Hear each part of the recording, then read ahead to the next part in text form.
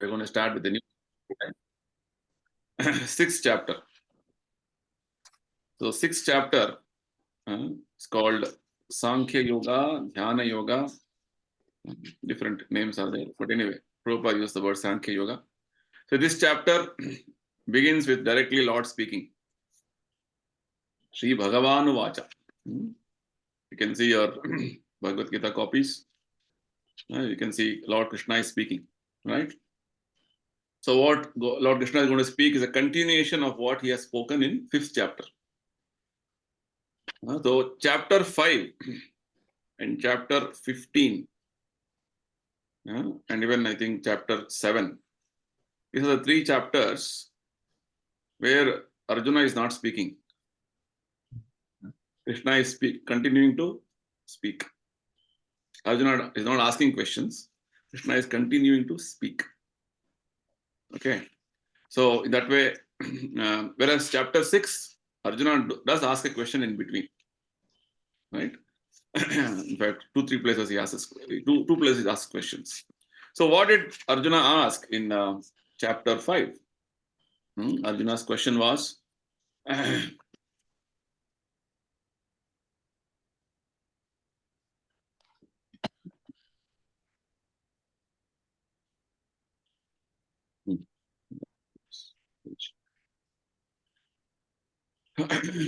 right. What is whether I should perform work without attachment or should I take up sannyasa?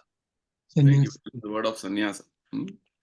So sannyasam karmanam Krishna punar yogam cha shamshasi. Right? First of all, you asked me to renounce work, and now you are again telling me to or recommending me to work with devotion. So tell me properly what is the best. So Krishna took this opportunity to explain to Arjuna, sannyasa and work in devotion both are good, but I prefer work in devotion.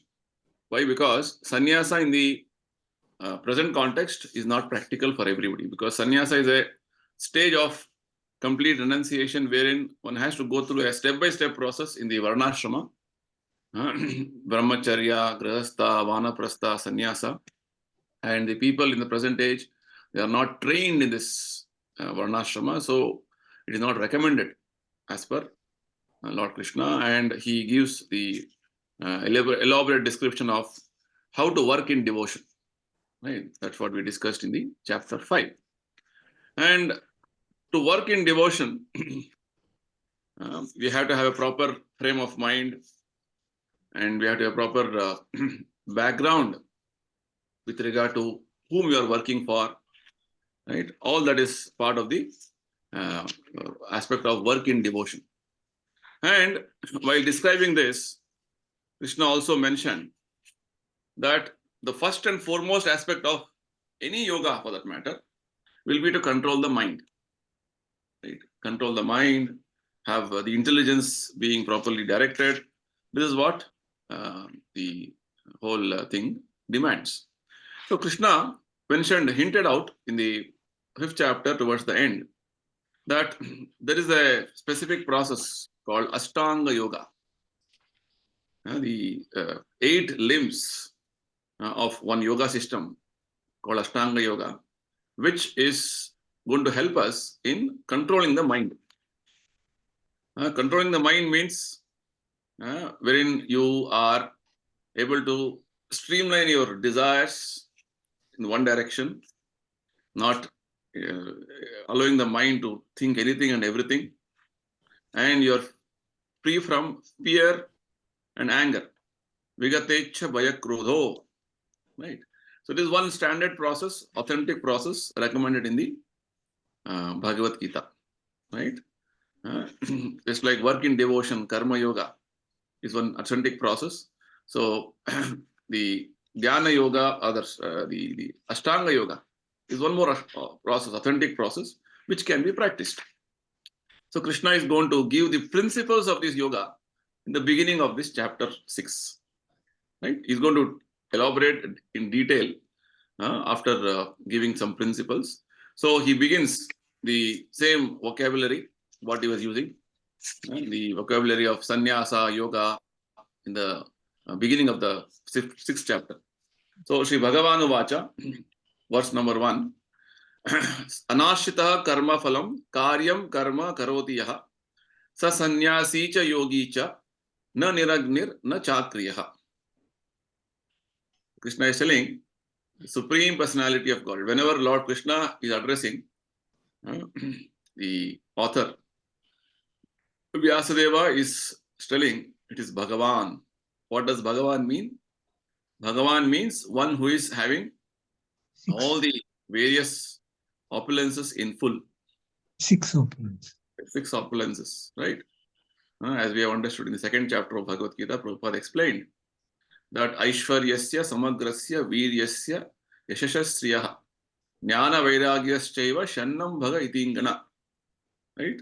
Complete riches, Aishwaryasya, all the riches of this entire world, all the strength, power.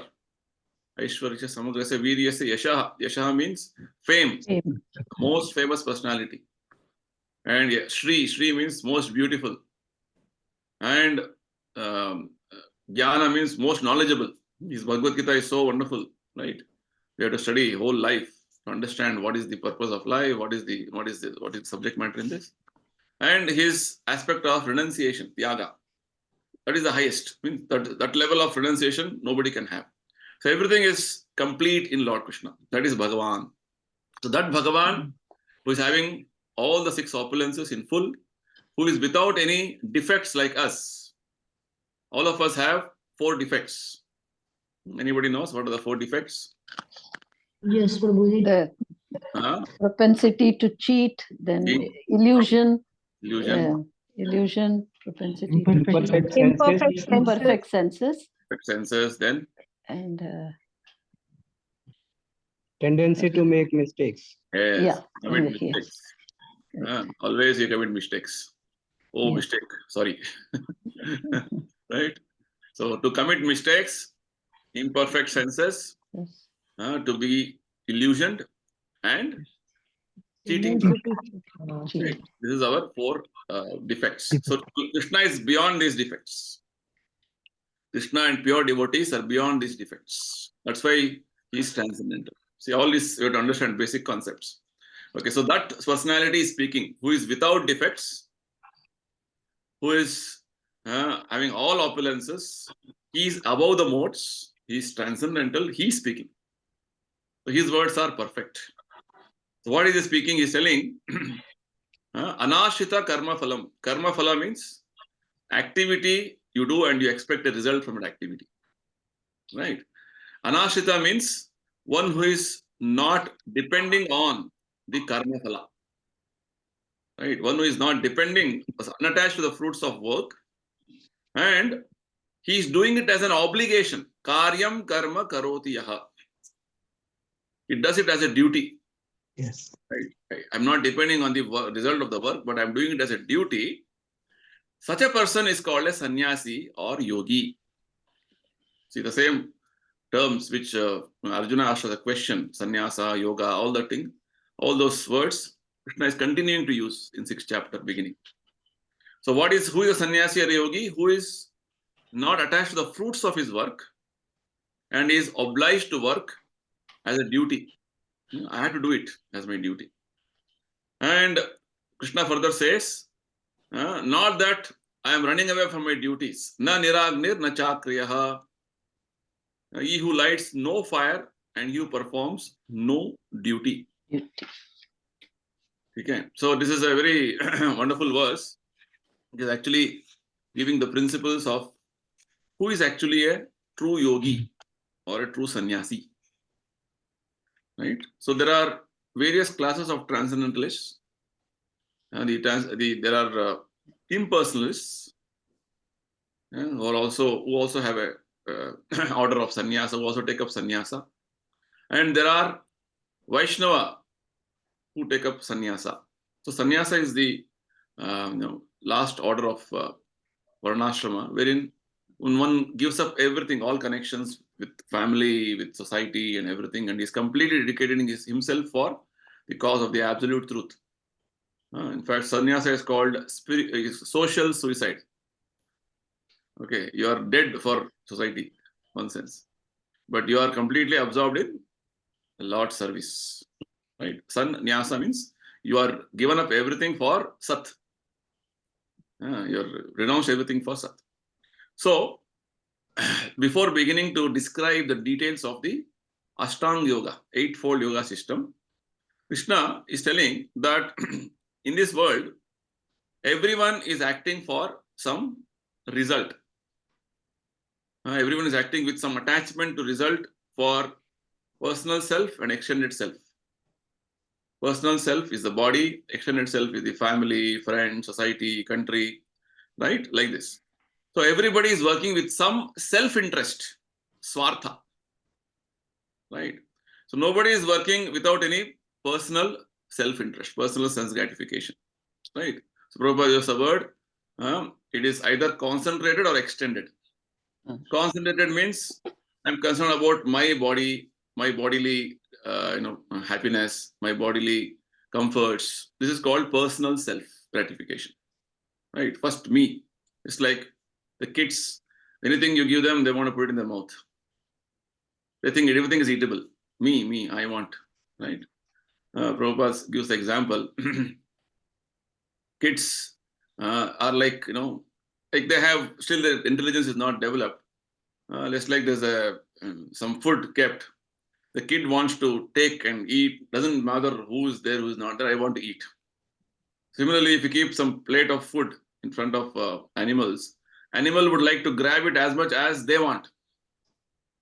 Right? They are not worried. Oh, I have my friend, my relatives, my wife, my children. No, I have to eat. That's it. So that is personal gratification. That's what the world has become now. I am happy, fine. Others go to hell. Right?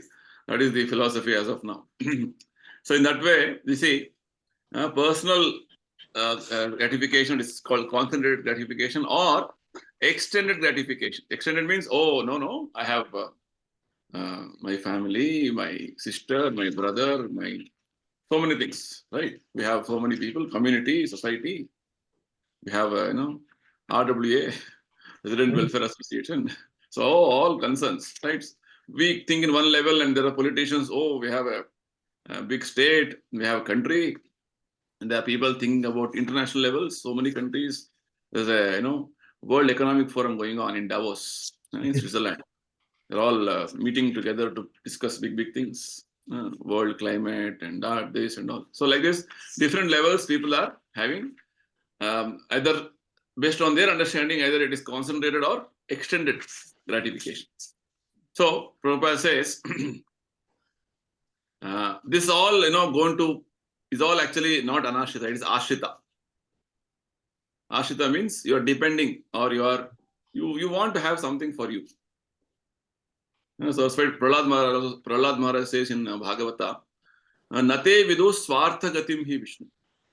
Yes. Swartha gati means nobody is there who does not have a proper understanding that what is my real self-interest. They don't know what is the real self-interest. They all think real self-interest is my extended gratification, sense gratification is the self-interest. Right? So Prahlad Maharaj says, Nate vidu swartha gatim hi Vishnu. Our real self-interest is Vishnu. This nobody knows.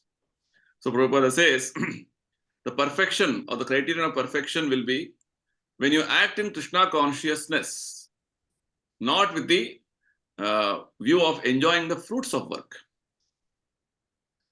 So this is something which Krishna has been explaining gradually from chapter 2. Right? We are his part and parcel. We belong to him. We have to serve him. That is what our actual situation is. Prabhupada gives example of a finger. Finger, when it is attached to the body, it has all the importance. And it is part of the body. It is going to be part of the whole arrangement in the body to work for the body. If this finger is cut off for some reason and it is lying somewhere, it has no value. Right? Likewise, we are all part and parcel of Krishna. So long we are connected to Krishna, in our activities, we have value. Otherwise, once we are disconnected or not having any connection with regard to our existence, we have no bearing. Then it is like we are having no value in one sense. So like this, basically, what Krishna is trying to tell us is to act in Krishna consciousness, to act in this background understanding that I belong to Krishna, I am part and parcel of Krishna. We have to act in Krishna, act in this consciousness is the duty of every living entity. Karyam. The real duty is to work in devotional service to Krishna. Once you don't do this activity, then it is like you're not doing your duty, right? Krishna also explained about the duty in the second chapter. Karmanyeva adhikaraste ma phaleshu kadachana, right? So the duty aspect Krishna brought in when he was telling that yes, you have a right to perform your duty, but you're not you're not entitled for the fruits of action. Karmanyeva adhikaraste ma phaleshu kadachana. So performance of duty is your right, but you're not entitled for the fruits. So where the fruits have to go, now Krishna is giving us clarity here. Fruits have to go to him because he is the source of everything. He is the source of you also. So Prabhupada is saying, the parts of the body work for satisfaction of the whole body. The limbs of the body do not act for self-satisfaction, but for the satisfaction of the complete whole. Right?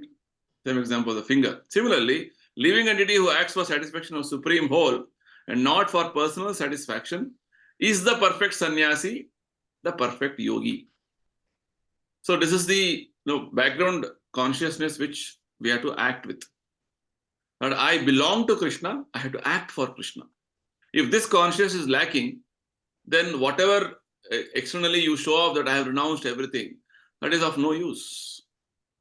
What you have renounced? Prabhupada gives a very nice example in context.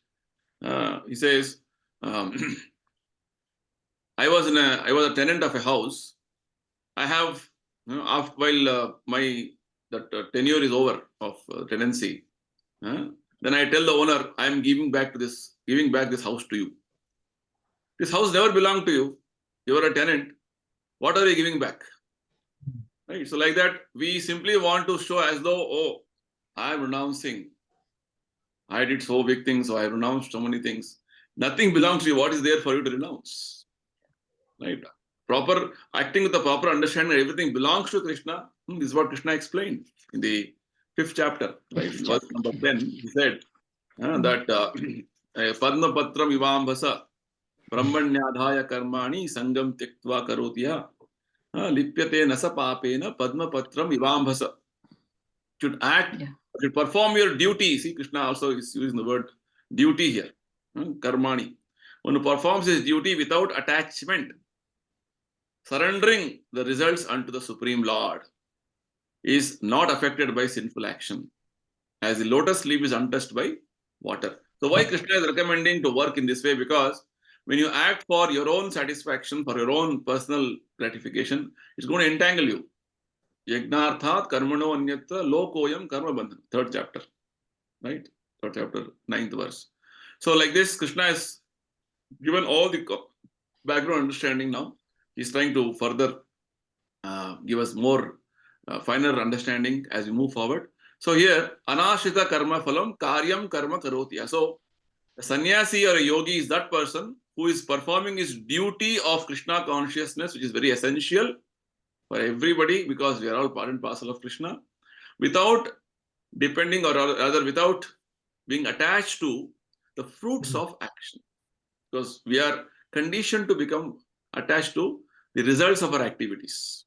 I want to enjoy the results of my activities. So Prabhupada also explained in the previous chapter, in verse number 26, 5th chapter, he gave the verse from Bhagavatam, 4th canto, telling how this tendency of fruitive mentality or other tendency to enjoy the fruits is so deep rooted, so conditioned that it is not easy to take out, because everything we expect, what I'll get in that, what is that I can get, how I can get. So we are all very anxious in that way. We are conditioned to act in that way. So, Krishna is giving the proper understanding here. Real sannyasi or yogi means who is not attached to any results of whatever activity he does it as a duty. What comes, what results Krishna awards, I'll accept it. Right. Whereas ordinarily a person acts and he becomes attached to results. If good results come, he's very happy. If the results are not very conducive or not very favorable, he becomes very depressed. That is how the ordinary worker works. Whereas a worker who is rather a person who is a devotee or a sadhaka in the practice of Krishna consciousness, he is acting in a different way. That's what Krishna wants to say. Basically, Krishna is trying to refer here a sannyasi or a yogi. Right? So Prabhupada is further giving the understanding of Krishna's last statement in this verse. Na chagnir na kriyaha. Right? Na chakriyaha. So what does it mean? The sannyasis, especially in the impersonal school, impersonalists, sannyasis, they artificially think that they have become liberated. Vimukta maninaha, the statement in the Bhagavata. The prayers offered by the Devatas when to Lord Krishna in the womb of Devaki. So there's a nice prayer called Garbha Stuti. Right? In that particular one prayer, they say the impersonalists, they think that they have become liberated. Just coming out of this material existence and merging in the impersonal Brahman, they think it is liberation for them. Yes, that is one level of liberation, but it is not ultimate. Because that level of liberation is actually unstable. Anytime we can again fall down. Prabhupada explains how when you are traveling continuously in the ship for a long time, few days, or in the air, the flight for maybe many hours, you become bored. You want to come land in a place and want to be part of the whole community, right? People and activities. It's like that.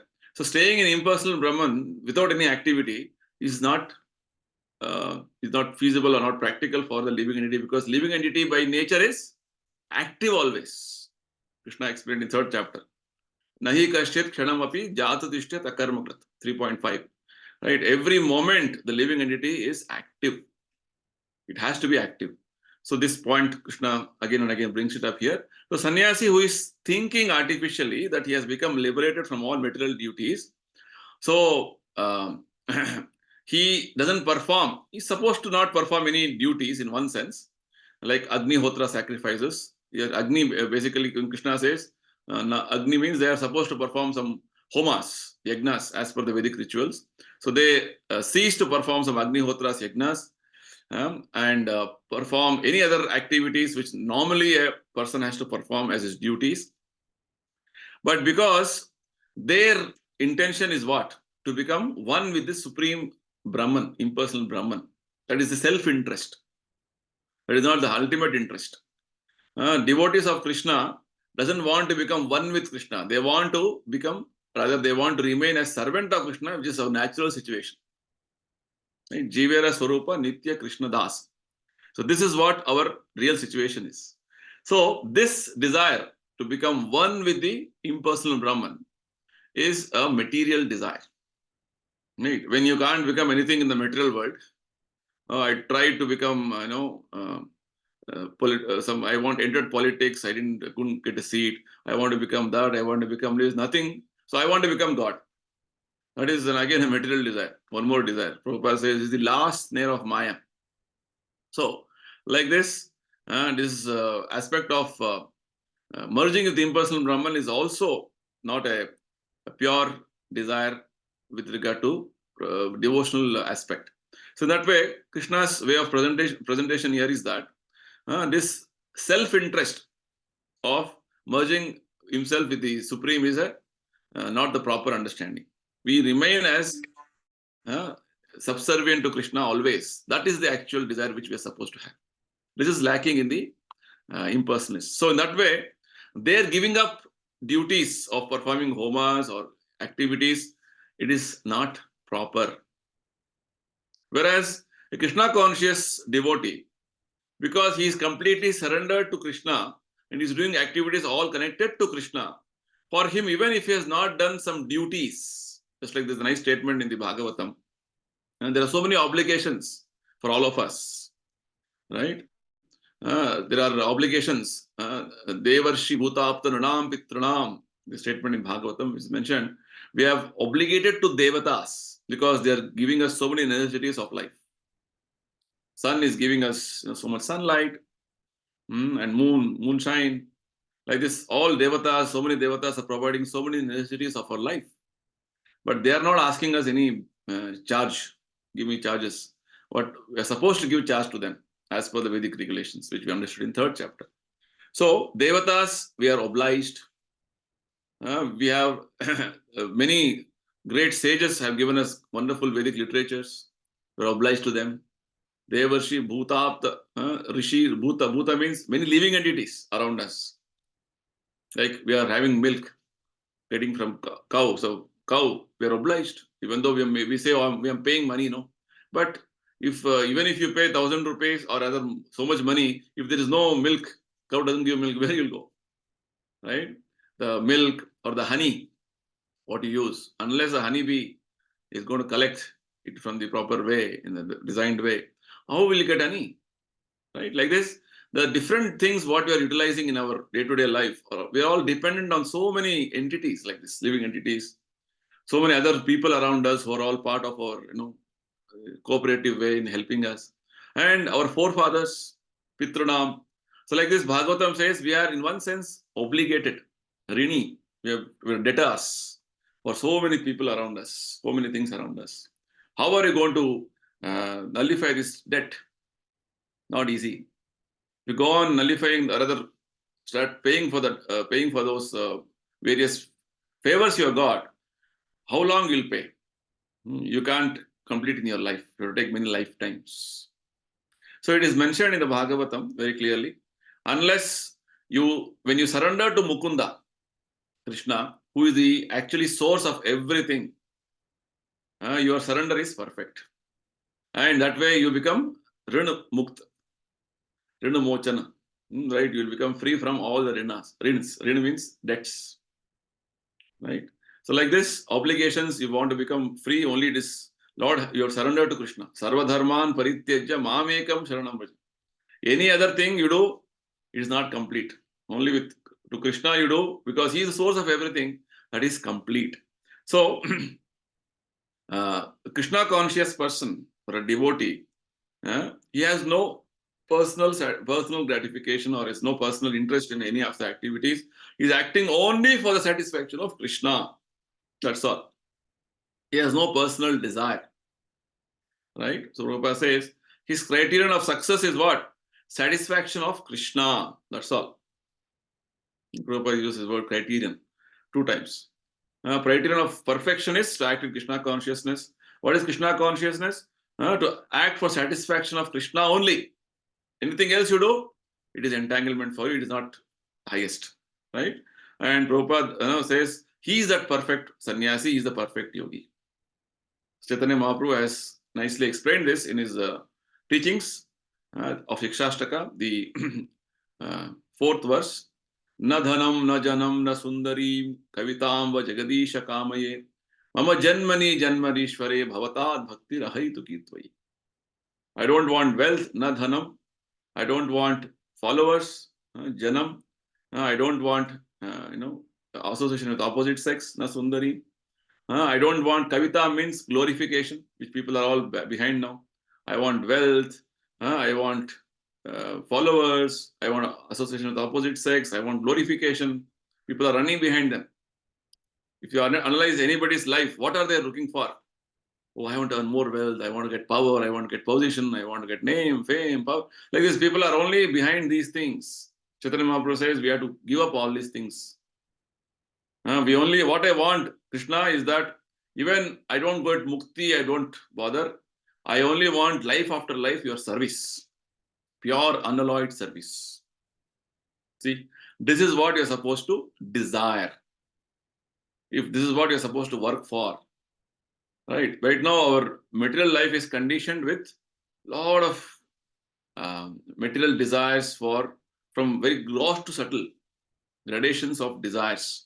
That's why we are taking bodies here. So this is the first instruction Krishna is giving. A true sannyasi or a perfect sannyasi or a perfect yogi is he who is only acting for satisfaction of Krishna and nobody else. Right? His only criterion is how to please Krishna. There is no tinge of any personal gratification. Right? And Chaitanya Mahaprabhu is that perfectional symbol, Prabhupada says, of renunciation. A true sannyasi, true mystic, a true yogi. Right? So that is what it is. And any other thing, simply you make a show of renunciation, unless it is for Krishna's satisfaction, it is of no use. It's simply a show. You may attract some foolish, ignorant people and get their appreciation. That's all. But true renunciation is when it is only for Krishna's satisfaction. It's like the gopis. They were the highest, topmost sannyasis, topmost yogis. When Uddhava met the gopis in Vrindavan, he was telling, you are the highest yogi. Even yogis are struggling to focus their minds on Krishna because they have so many desires within their hearts. Whereas you are so naturally, spontaneously thinking of Krishna and meditating on Krishna, and you're 24 hours engaged in Krishna thoughts, that you are the topmost and highest yogis. Right? So let's go to the next verse. Verse number 2. Yam sannyasam iti prahur yogam tam vidhi pandava nahi asanyasta sankalpa yogi bhavati kaschana. Krishna is continuing to give us the principles of yoga system. These are all common in any yoga system. Okay. So he's stating the yoga principles of yoga system. Yoga means what? The linking process, the connecting process. The plus with Krishna. Right now it is minus. Right? It is viyoga or ayoga, as Krishna explained in 5th chapter.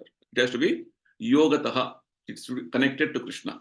So again, Krishna is telling yam sannyasam iti prahu. What is called renunciation? Yogam tam vidhi panda is same as yoga. Once it is repetition. Yoga, sannyasa are all same. Now, what is the main criteria? Nahi asanyasta sankalpa. And there is no desire for sense gratification. Right? If you remember, in 4th chapter, there's a nice, beautiful verse Krishna uses in the 19th verse, 4th chapter. Krishna uses Kama Sankalpa Varjita. Yasya Sarve Samarambha Kama Sankalpa Varjita. So Krishna said that one is understood to be in full knowledge when in every act he is devoid of desire for sense gratification. What is Kama Sankalpa? Kama Sankalpa means your false belief of pleasures. This is going to give me happiness. Now, if I act like this is going to give me pleasure. This is called Kama Sankalpa. So Krishna says, this Kama Sankalpa Varjita, you have to give up. Right now, we are Kama Sankalpa Sahita. So when you become Kama Sankalpa Varjita, Varjita means when you are devoid of. Every action is devoid of desire for sense gratification. Right? So, same concept here. He asanyasta sankalpa. Asanyasta means unless you give up the desire for sense gratification, unless you renounce the desire for sense gratification, you cannot be called a yogi. Which means modern day, so many yoga societies and so many yoga, so-called yoga practices, which people say some asana, some pranayama, just doing that for some time and again indulging in sense gratification, senses. They want to smoke, they want to drink, they want to have a life of extravagancy. That is not called yoga. It's not called a yogi. No, yogi means what? As Krishna's standard is very high. He says, Nahi asanyasta sankalpa. Unless the desire for sense gratification is renounced completely, he cannot be called a yogi. Very clear. Very, very clear. Prabhupada says, real sannyas yoga or bhakti means that one should know the constitutional position of who you are. Right? So all this understanding why Krishna is giving the basic background of knowledge that we are part and parcel of Krishna. What is my true constitutional position. Jivera Swarupa Nitya Krishna Dasa. My real position is I am part and parcel of Krishna. I have no independent existence. Right? I am the marginal energy of Krishna. Right now, because I am marginal energy, Tatastha Shakti, I come under the influence of Maya. I am conditioned. Right? I have to again regain my original situation of being with Krishna. This understanding he has very clearly. Right? So in that way, he acts in every action. What he does is how to become free from this conditioning. Whereas a person who is not aware of this or not having this understanding, background understanding, he's acting in a way which is making him more and more entangled. But a nice example Prabhupada gives. When you look around us, so many living entities, so many insects, so many animals, so many birds, trees. What are they actually? Actually, they are all spirit souls, as we understood in 5th chapter. Krishna says, 5th chapter, 18th verse. What does he say? Vidya Vinaya Sampanne Brahmane Gavihastini Shuni Cheva Shapakecha Pandita Samadarshana. Samadarshana. All are spirit souls. And body of a elephant, a dog eater, a brahmana, all are spirit souls, but they have got different dresses. Right? When you look around us, this is the vision you're supposed to develop, as Krishna explains in 5th chapter. I am very fortunate to have a human body wherein I can see these things. Other living entities cannot see. So Prabhupada says, other living entities are all simply going through different terms of imprisonment in their different bodies, under specific species of life. All is explained in Bhagavad Gita very clearly. It's not simply something, we don't know what is going on. Everything is clearly explained.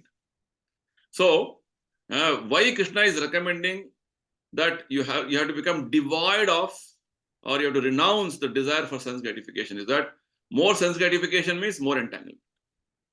More you'll be, again getting more and more bodies. More material existence will continue. Right? So this is what Krishna is going to repeat again and again. So it is an important point which we have to understand clearly. So the proper understanding, proper knowledge means what?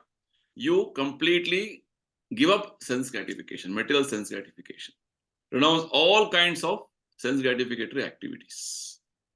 Right? That is the whole purpose of yoga. Yoga means to discipline you, to yoga indriya samyama. Yoga means to control senses and direct your activities for absorbing your mind in the supreme absolute truth. That is the purpose of any yoga system. So, yogis are trained to restrain the senses. If they are not trained, means simply indulging in sense gratification and making a show of, I'm doing some yoga, is a mockery. It's a farce, Prabhupada says. Right? So, simultaneously, Prabhupada is giving the very nice understanding of Krishna conscious principle, just like we understood in the first verse. The duty of everyone is to act as a devotee of Krishna without being attached to results of his work. Right?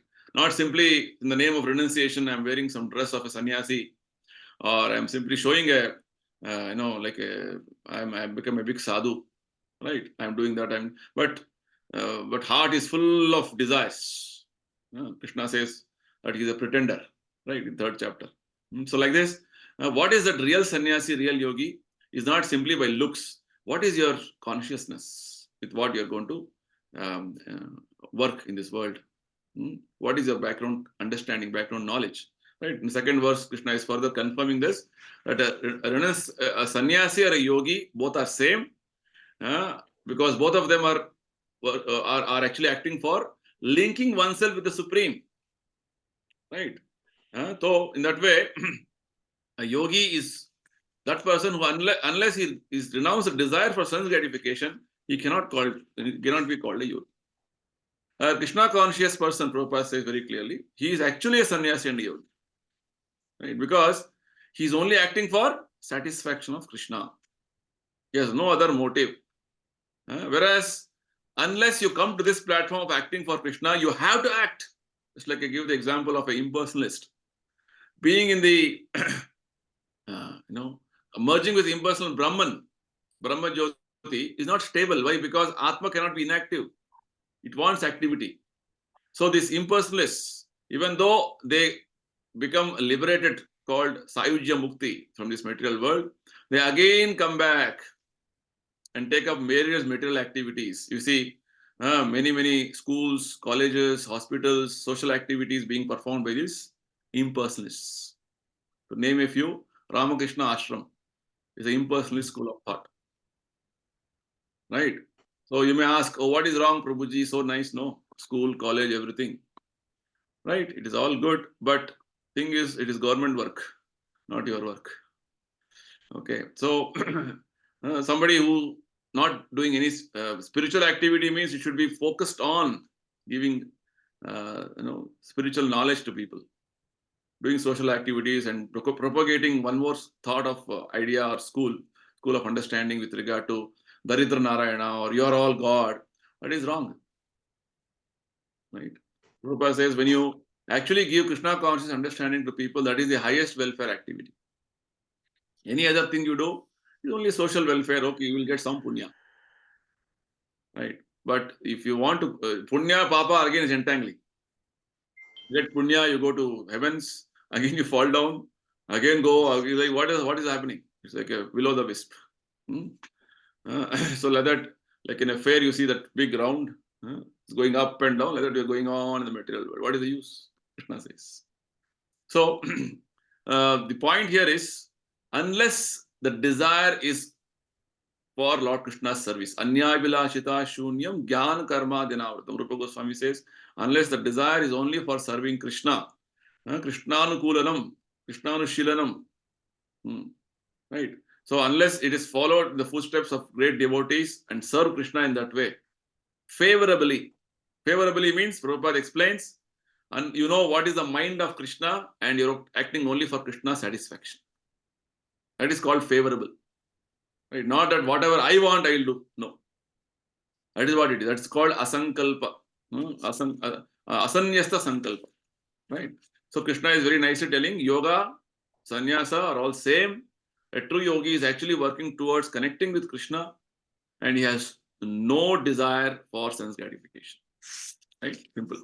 And in third and fourth verse, Krishna says, when a practitioner begins his yoga, he begins from scratch. That stage is called Yoga Ruksha. Right? Yoga Ruksha.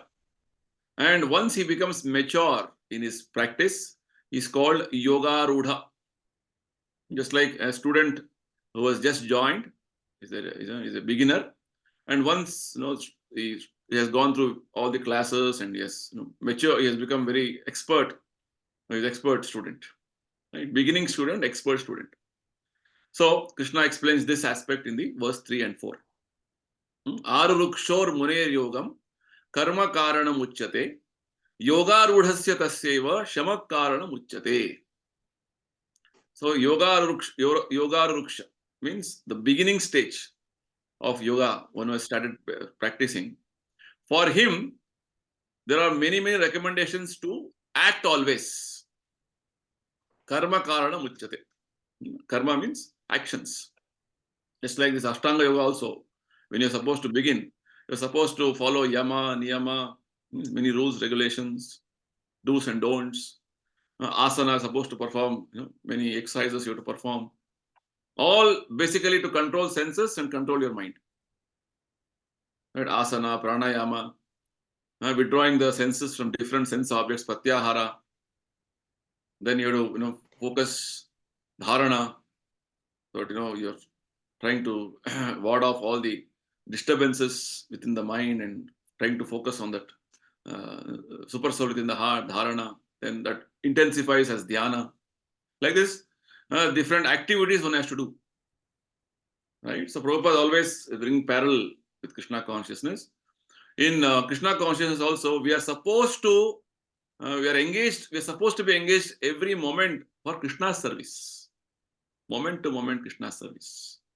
Prabhupada says, If you have, if your regular duties are over with your household or your whatever responsible activities as part of the family, you have to chant, or if not chanting, read. If not reading, do some spiritual activity.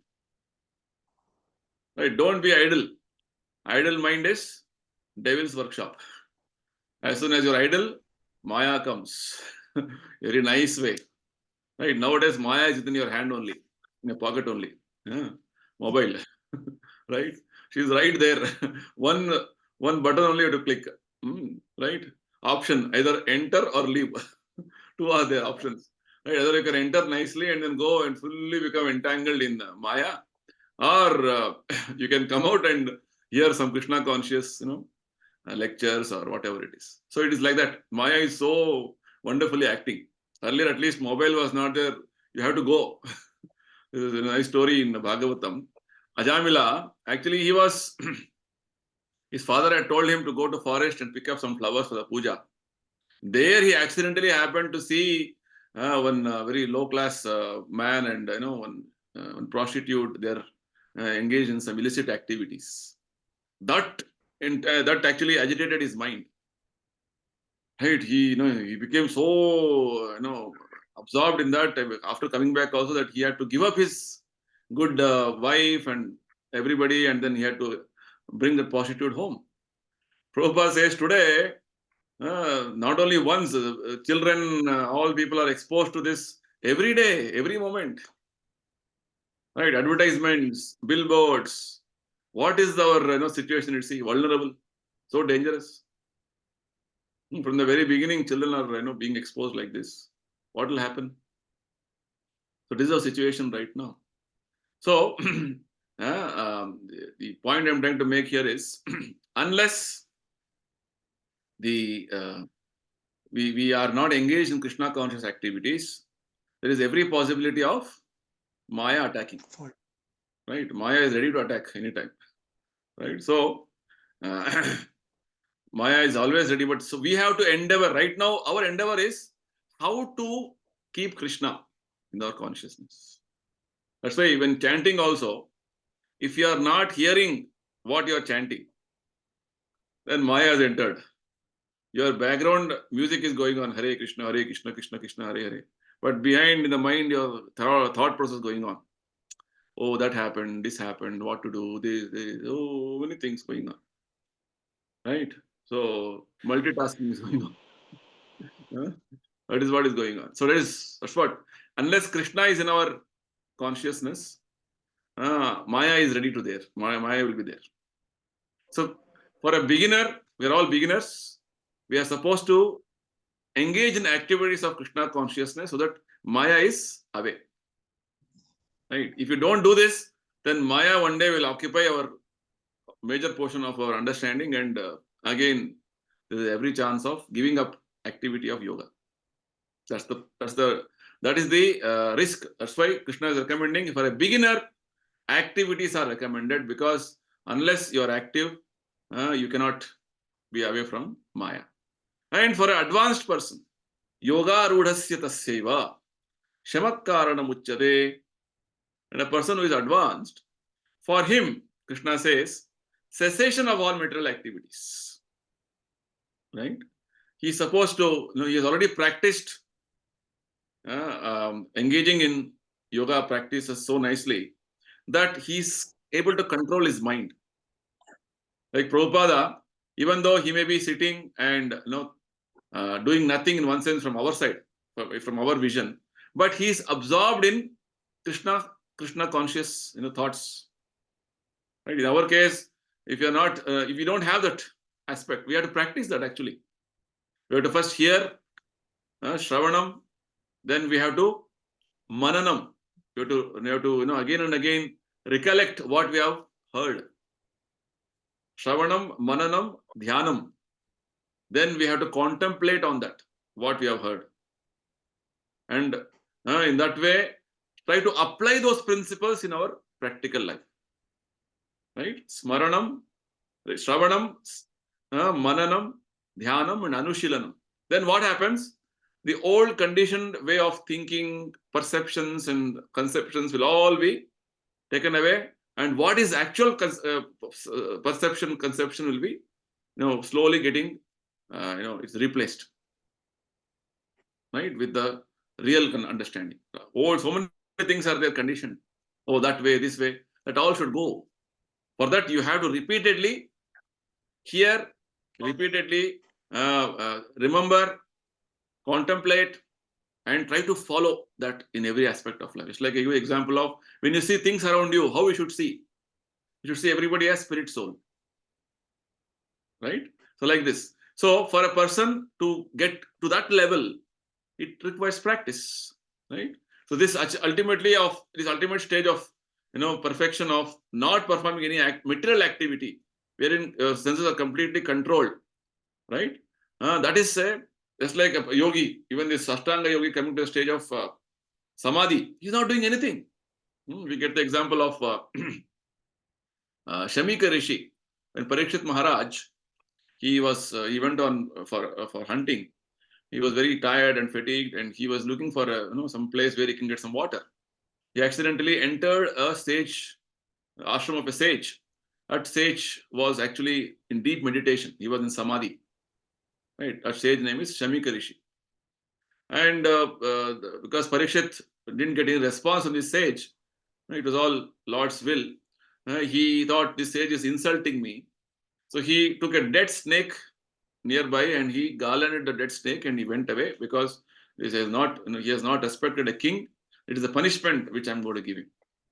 And when this news reached the son of this sage, by name Shringi, was playing with his friends, with a small boy, he was furiated. He was very angry. And immediately he on the spot cursed any king, whoever that king is, who has garlanded insulted my father, he should die within 7 days by the bite of a snake. That's how Parikshit got that curse. So this sage Shamika Rishi was in deep meditation, Samadhi. He was not doing anything, but he was completely absorbed in Krishna's thoughts. So like this, for advanced Yoga Rudha, there is no activity required to be done. Whereas for a beginners, Yoga Ruksha, they are supposed to perform activities. So Prabhupada says, a Krishna conscious person is situated from the beginning on the platform of dhyana or meditation because he's only thinking of Krishna. Right? How to do this service to Krishna, how to do that service to Krishna, how to preach to people. That way, he's already on an advanced stage. Right? Because he's constantly engaged in service of Krishna, he's already ceased from material activities. Right? So advanced stage means no more material activities, only Krishna conscious activities. That's what it is required. So Krishna says this is what is the difference between a beginner and an advanced yogi. Next, fourth verse, he says, further he explains the advanced stage. Yada hi nendriyartheshu na karmasu anusajjate sarva sankalpa sannyasi yoga rudha sadochyate. Yoga rudha means advanced stage of a yoga. Advanced yogi is he who has renounced all material desires. Again, see, sarva sankalpa sannyasi. Right? Kama sankalpa varjita. Same word in a different way Krishna has used here. Right? Sarva sankalpa sannyasi means renouncing all material desires, and he's not acting in any way for sense gratification. Repetition it is. Again, repetition. From first verse, second verse, third verse, fourth verse, repetition. Because something has to be understood properly. Prabhupada says repeat. Right? So, na indriyartheshu, no sense gratification, no act for sense gratification, nor na karma sanusajjate, no fruitive activity means activity for my personal gratification. Results I want to enjoy. That is called fruitive activity. So, advanced yogi is he who has no material desires, who renounced all material desires. Sarva sankalpa sannyasi. And three things Krishna says. No material desires. He doesn't act for sense gratification, and he doesn't engage in fruitive activities. And Prabhupada says it is only possible when a person is Krishna conscious. When a person is fully engaged in transcendental service of Krishna, because he knows Anything else is of no use. No pleasure is there outside. Only Krishna can give me pleasure. He's very much confident on this, or rather, he's very convinced about this whole aspect. Right? In that way, he's no more interested in sense gratification. We understood this in 5th chapter, verses 21, 20. Krishna clearly explained, right? 20, 21, 22. He says, a liberated soul is not attracted to sense pleasure. Bahya sparshe sasakta atma vindati atmani yat sukham. Right? A liberated person is not interested in sense pleasure because he is enjoying a higher pleasure. Right? He knows this sense pleasure has a beginning and an end. He has, and this sense pleasure is the source of misery, continuous source of misery. Yahi samsparsha jab hoga, dukkha yonaya evate adi antavantaha. So, a devotee knows, a sadhaka knows, sense pleasure has no, dum in that. Right? Simply, it gives some feeling of pleasure, but it is a source of misery. So he's not interested in sense gratification. He has no material desires, and he's not engaging in any fruitive activity. Right? He's doing only for any activity he does. Is only for activity does for Krishna's satisfaction. Right? So Prabhupada says, Krishna conscious person, do everything for satisfaction of Krishna. Whatever he does, it may look like ordinary activity for an outside person. Like I'm going to market, one more person is going to market. Both of us are purchasing some vegetables. But my way of working is what? I am taking these vegetables for Krishna, for cooking for Krishna, for his satisfaction. Whereas one more person adjacent to me, he is purchasing vegetables for his personal or external gratification. Me and my family have to enjoy purchasing of these vegetables. See how the difference is? This is the point. So, unless you have this realization, Prabhupada says, you cannot, come out of this conditioning, because soul has to be active. You have to work for yourself or for your extended self. Me and my family, me and mine. So in yoga system, what happens? With Ashtanga yoga, what happens? Mechanically, one is trying to escape these type of, conditionings by practice of yama, niyama, asana, pranayama. Mechanically trying to resist. Vishwamitra Muni, he was doing this, mechanically trying to resist. Whereas the method of yoga system, which Krishna explains in Bhagavad Gita, Krishna conscious yoga system, is that we engage in Krishna's service, and automatically we are away from sense gratification. Very nice example Prabhupada gives. He says, when you're chanting and your mind is constantly getting disturbed, even though you're trying to hear what you chant, but mind is getting a lot of disturbing, thoughts, and you're unable to focus on your chanting. Prabhupada says, chant loudly. Hare Krishna, Krishna Krishna, Hare Hare, Hare Rama, Rama Rama, Hare Hare. Because Krishna is going to control, you cannot control. That is the point. So we take help of Krishna to, rather help me to control my senses. In the other yoga system, the practitioner has to use his own strength, his own intelligence to control his senses, control his mind. That's why there is every chance of failing. In Krishna consciousness, because we are depending on Krishna for everything, there is no question of failure. Is sure success, Prabhupada says, provided you follow the system properly. Right? If you are failing, means system is not a problem.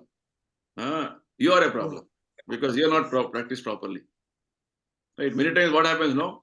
We do something and we don't get results. We blame the system or we blame the process. No, process is perfect. Problem is with you because you are not practiced it the way it is supposed to be done. That's the problem. That's the point. So here Prabhupada uses one more nice word called yoga ladder. So all these different processes of yoga system, they are not independent systems. Prabhupada explained this particular thing in the verse 3 purport. Just like this Jnana Yoga, Dhyana Yoga, Ashtanga Yoga, or Bhakti Yoga, they're all different rungs of the ladder called yoga ladder.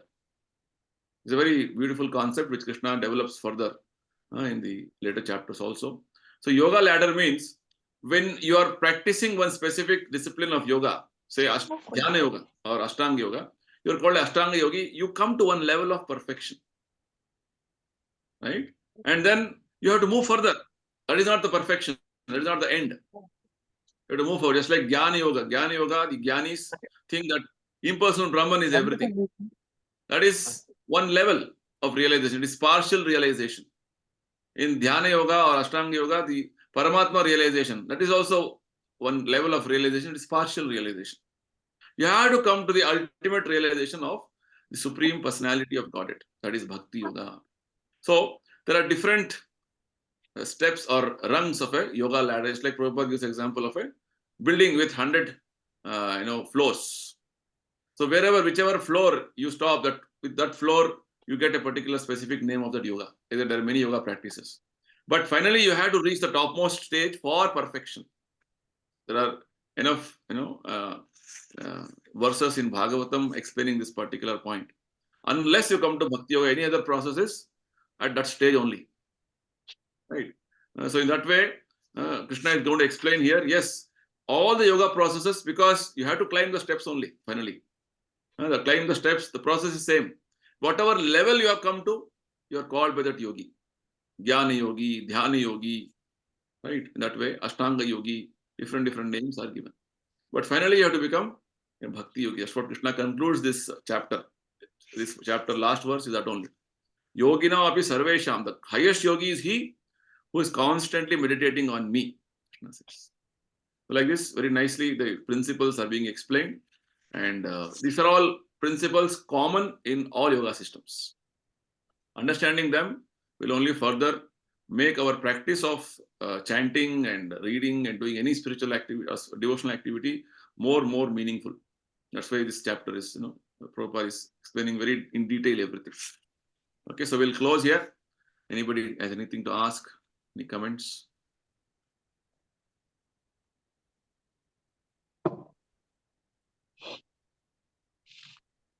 Okay. So I request all of you to go through these verses carefully. Hare Krishna, Prabhuji. Yes, Hare Krishna. Go ahead. Prabhuji, my question is from chapter 4. Okay. Prabhuji, in verse 10,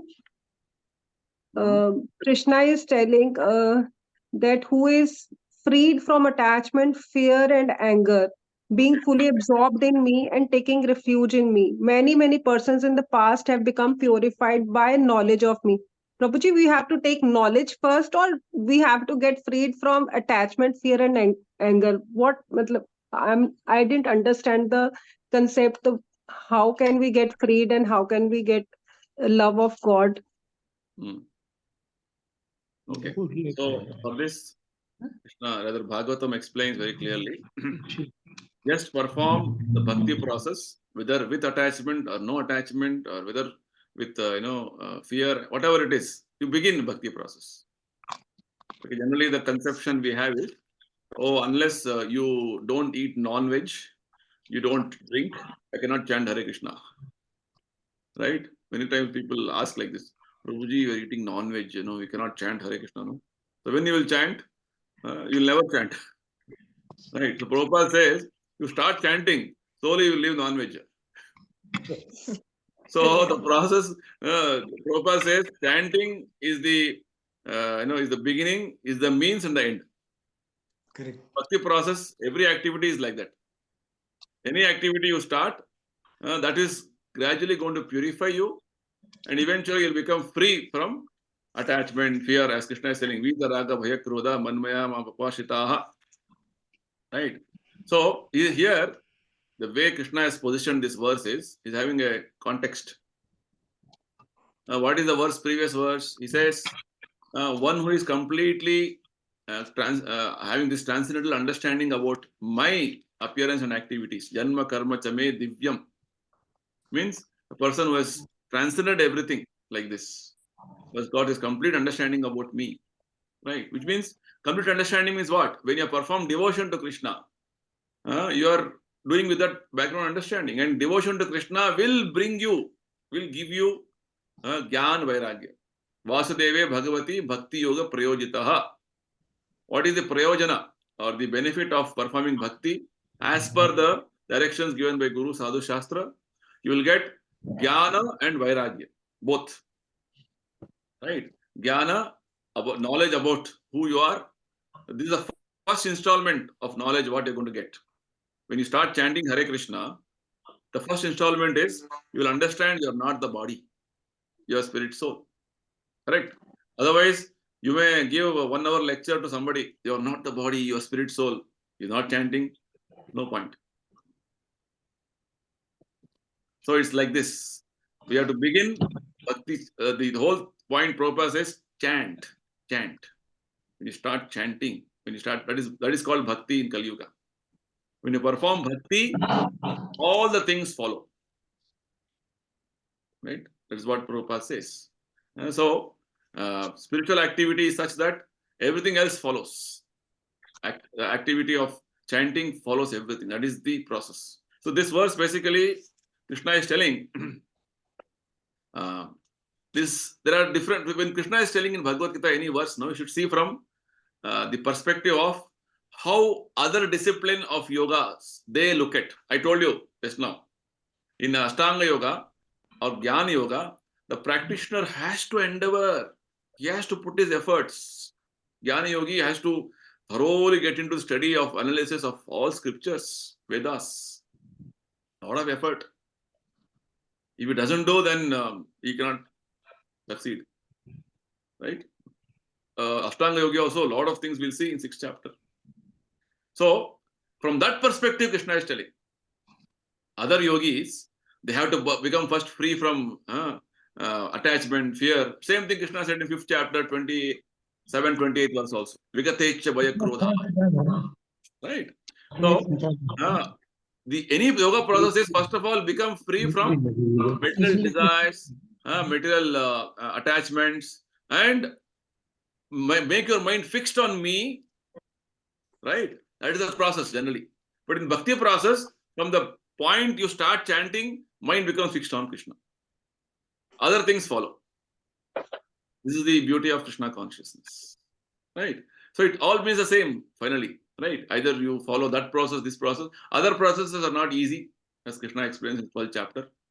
This process is very easy. Right? Because as you start chanting Krishna by his holy name, he will give you the knowledge, chit, potency will flow. But you are not the body, your spirit, soul, you are part and parcel of Krishna. All these things, why it is actually striking us or it is making some sense? Because we are chanting. It's Krishna's mercy. Krishna is very happy when you start chanting. That is the, you can say, the bonus he is giving you or benefit he is giving you. Like when you work for somebody, you'll get salary. That when you start chanting Hare Krishna, Krishna gives this knowledge, understanding to us. Otherwise, without chanting, Gita understanding is not possible. But Gita understanding will all go above the head. Academic understanding, no point. You have to chant. That is the whole Gita's message is that only. Right? If you are not chanting, if you are not chanting Holy Krishna's names, it all be only some academic understanding, philosophical understanding, dry understanding. That is the point. Okay. So this verse Krishna is telling to come to this stage of the transcendental understanding, which Krishna explained in verse 9. This requires this much of endeavors from a person. He has to become free from attachment, fear, anger. The mind has to be fixed on me. Then his knowledge is fixed on me. Then he'll come to this stage. The other way, step-by-step process. Whereas Krishna is giving a lift process. Chant Hare Krishna, immediately take a lift and go to 100th floor. Whereas other process is step by step, very tired. 10 floors ho gaya, sust. Aise. So that process is again something will come, some Menaka will come, again you're disturbed. Right? Vishwamitra, same thing happened. So whereas in Krishna conscious process, you're on the top, already top. But you have to sustain that. That requires your free will be there. That requires some, your prayers to Krishna. Please keep me in that position. Because Prabhupada says, as soon as you chant Hare Krishna, that moment you are liberated. Problem is, after getting liberated, again you come back. Right? That's the problem. We are liberated, but again we come back. It's like there was a, one story I've heard. Short story, it'll take some more time. One bird was trained, parrot was trained to, say, I am in the cage, please release me. I am in the cage, please release me. He was shouting like this. So one person, neighbor, was saying, what is somewhere sound is coming, where it is. So he just, figuring out where the sound is coming. Then he found out from the neighbor, there's a nice parrot kept in a cage. It is talking like this. I am in a cage, please release me. I am in a cage, please release me. So he came and he was trying to see, I should release this. After all, he was from army background. He knows what is release, what is fight, what is freedom, all these things. So he thought, one day I should release this. So somehow he met that owner of that person and told, please release this. And it's not good. He's talking also, he's shouting also, not release.